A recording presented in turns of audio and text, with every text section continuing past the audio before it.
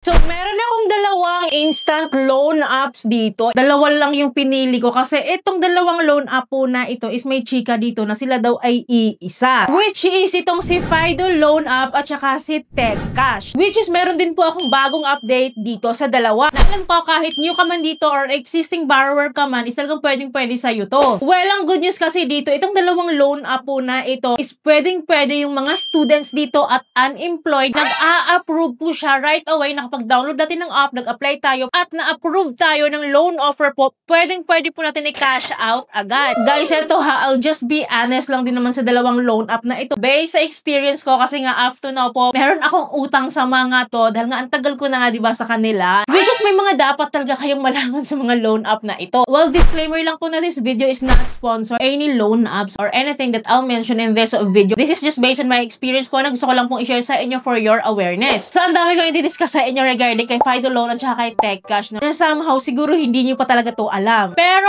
uunahin ko po muna dito sa kung pwede siya sa students at unemployed. Kasi a lot of you, no, laging naghahanap nito. Lalong-lalo na sa mga students at lalong-lalo na rin sa unemployed. No? So, parehas lang naman sila. Walang mga work, walang formal income, no? At alam ko, gustong-gusto din natin maghanap ng mga instant loan app po. Nakatulad po ng dalawang loan app po na i-share ko nga sa inyo. Well, legit guys, na upon application, which is itong si Fido po, is yan po yung requirements niya ng employment at malinaw na malinaw po dyan. Nandyan si students, nandyan si unemployed. Ganon din po kay TechCash Loan App. Kapag nag-apply ka, ganyan din yung requirements niya. Nandyan din po si students, nandyan din si unemployed. And for the IDs po, don't worry guys, napakadali lang po na hinahanap niyo po ng ID. For sure naman siguro may national ID ka. At lalong-lalo na if ever wala ka national ID, meron ka naman sigurong PhilHealth, no? Pwedeng-pwede pong mag-apply kahit PhilHealth lang po yung ginagamit natin dahil yun din yung ginamit ko the last time. So if ever naman, marami naman po siyang options ng ID po. So pipili lang tayo dyan. Pero yun kasi yung dalawang IDs lang na kahit pa paano kaya lang natin i-provide yung PhilHealth tsaka national ID. Guys, for the students ha, or for any individual naman po, no, lahat naman ng loan apps, nag-a-accept sila ng borrower. Basta po, ang age natin is 18 years old above. Yun naman talagang pinaka-standard. Kasi alam ko marami mga estudyante dito, lang mga college, no, mga naghahanap ng mga pautang. Honestly, no, ayoko talagang mag-share ng mga ganito sa mga students. Kasi wala nga tayong mga formal na income, di ba? Ano ibabayad natin? Kaya hanggat maaari, guys, nililimit ko talaga yung pag-share ko ng mga ganito po, no. Kasi mamaya, dahil pwede palang student tsaka unemployed, no. So, syempre, i-grab niyo yung mga ganitong loan app. Baka kasi mabaon kayo. Kaya be careful. And don't worry naman, no. I-guide ko kayo kung gusto niyo pa rin ba siyang utangan after all the interest rate, the repayment. Kaya keep watching. Well, anyways, update lang tayo dito. Itong si Fido Loan App tsaka si TechCash Loan App, finally po, parehas po silang SEC registered. Don't worry, nasa active list po sila ng list of recorded online lending platform po. So, license to operate po sila as of now. Don't worry po, aware po ako na nababaan po ito si TechCash dati ng cease and desist order. Pero lifted na po yun, kaya po siya nakabalik dyan sa SEC website. Well, ang kagandaan po sa dalawang loan app po na ito, bukod sa instant loan app siya. Pag sinabi kasi instant loan app, agad-agad we can download this, we can apply agad-agad. And then kapag approved tayo, we can withdraw directly. Kasi sinasabi natin instant loan app tong mga to. Kasi wala siyang kahirap-hirap actually, no? Wala kang ipapasang income proof, lang payslip. Kasi nga, di ba, pwede nga ang students, pwede ang unemployed eh. Well, FYI po, parehas po pala itong dalawa ngayon. Currently po, downloadable po siya sa Google Play Store at saka sa App Store or sa iOS po. Available silang dalawa. So, di ba, lakas maka-legit. And one more thing, ito yung gustong-gusto natin. Buo siyang matatanggap, walang kaltas, at mabilis ang approval nito. Well, nga lang po, meron talaga silang pagkakaiba dalawa. Itong si Fido Loan App po, currently po, nag-offer po siya ng up to 50,000 pesos. Pero kung ikaw ay first timer pa lang, up to 30,000 pesos po, yung maximum credit limit niya. Guaranteed naman po talaga yung increase niya. Masipag po ma-increase itong si Fido Loan. Nag-o-offer po siya ng long term, lalo kapag first time mo pa, nag-o-offer po siya ng up to 4 terms po or 2 months to pay. Ang repayment po dito kay Fido Loan is not 7 days to pay. Every 15 days po or twice a month po yung payment niya. And for the interest rate, guys, laban na laban pa din itong si Fido. Nag-offer po siya ng 15% monthly yun. Whereas, itong si TechCash, guys, medyo malayo siya kay Fido Loan. Before po, nag-offer po siya ng katulad kay Fido ng up to 30,000 pesos sa mga first timer. Ngayon po, nag-offer na po siya ng up to 90,000 pesos. Yun po yung nagiging nagiging update ngayon kay TechCash, no? And when it comes to the installment term po, ito malayo-malayo din kay Fido Loan. Kasi itong si TechCash po, sa first timer or kahit repeat borrower na ako dito, no, 7 days to pay pa din po yung ino-offer niya. Third time na po ako naglo-loan dito kay TechCash. Tinignan ko nga kasi kung magbabago yung kanyang repayment plan. Pero so far guys, 7 days to pay pa din yung offer niya sa akin. Pero may nagchika sa akin na nag-offer daw siya ng 15 days to pay. I don't know ha. Sa akin kasi 7 days to pay pa din. And for the interest rate, malayo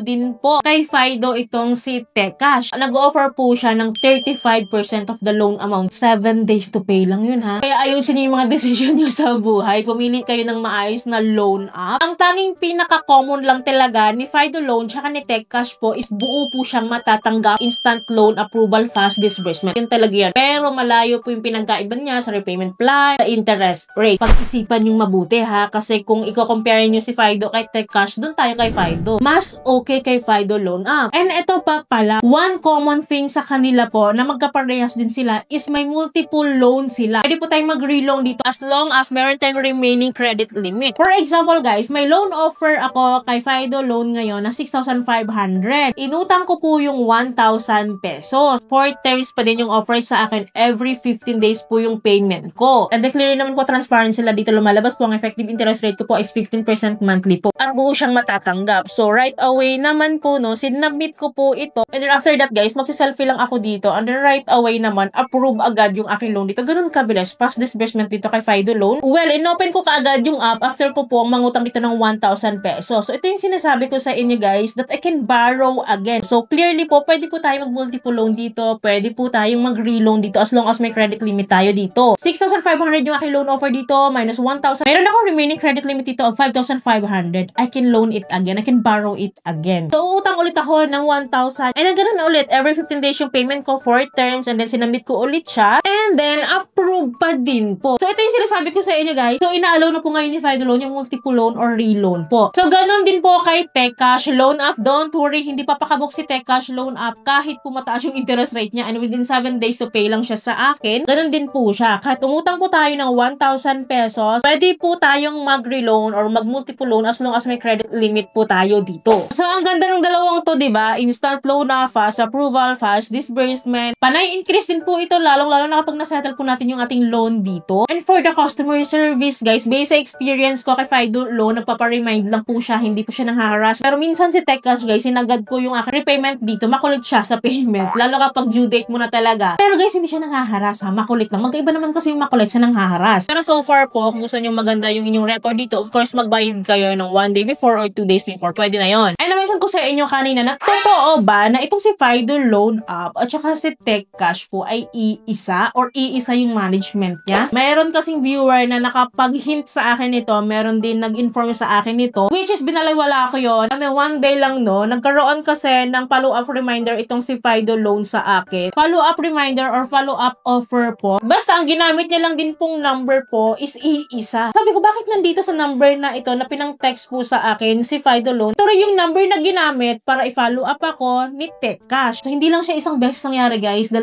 beses na siya nangyari. Nagpaparemind sila and at the same time, nag-o-offer sila isang number yung gamit ni TechCash at ni Fido. Pero wala naman tayong matibay na basis talaga kung iisa ba talaga sila. So, ang akin lang doon, baka iisa lang po sila na collection agency kaya it happens. So, pansinin nyo rin yun. Wala anyway, isang mahalaga naman po dito so far as of now in the long run kasi matagal naman na ako dito sa dalawang loan app po na ito is talaga namang maaasahan po ito. It is what it is po. Buo siya. Nagkakatalo na lang po sa interest rate saka sa installment term. Kaya pag-isipan nyo mabuti pero if I were you, kung ako yung papipiliin nyo, doon ako kay Fido Loan. Kung wala talaga. We can consider TechCash naman din. But TechCash is the least that I can recommend po, lalong-lalo sa mga students dito, no? So, medyo mataas nga naman yung interest rate niya and then 7 days to pay. So, don't worry guys, palagi naman po ako magkakaroon ng update dito sa mga loan app na ito. Kaya dapat mo nakasubscribe po kayo and click yung bell button para lahat po ng videos ko updated and notified po kayo. So, yun lamang po. Thank you for watching this video. See you in my next video. Bye!